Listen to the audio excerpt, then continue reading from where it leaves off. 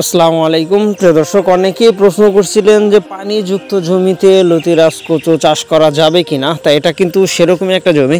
একবার পাঠানো চিত্র সে ভাইয়েরও একই প্রশ্ন ছিল যে পানি অলস টাইম জমে থাকে সেরকম জমিতে আসলে লতি কচুর ফলনটা কেমন হবে বা গাছের কোনো সমস্যা হবে কিনা। তো আসলে আপনার যদি পানির পরিমাণটা এরকম হয় যে গাছের মাঝখানের যে পাতাটা অর্থাৎ জালি পাতা সেটা যদি ডুবন্ত অবস্থাতে না থাকে, আর 2-4-5 ইঞ্চি পানি থাকলে গাছে এটাতে কোনো রকম সমস্যা মোটামুটি হয় না। তবে যদি দীর্ঘদিন যাবৎ এই অবস্থাতে থাকে সেই ক্ষেত্রে গাছের গোড়া পচা একটা রোগ হলেও হতে পারে বা হওয়ার চান্সটা থাকে। আর সেক্ষেত্রে অবশ্যই আপনাকে খেয়াল রাখতে হবে আর গাছের গোড়াতে কাদা দিয়ে বাড়তিভাবে একটু কাদা বেঁধে দিতে হবে। সেক্ষেত্রে মোটামুটি এই সমস্যাটার হাত থেকে রক্ষা পাওয়ার সম্ভাবনা বা রক্ষার চান্সটা বেশি থাকবে। আর যে কোনো ধরনের ভেজা জমি বা শুকনা জমিতে মূলত এই চাষটা করা যায়। সুতরাং এই প্রশ্নটা যারা করছিলেন আশা করি উত্তরটা পাইছেন।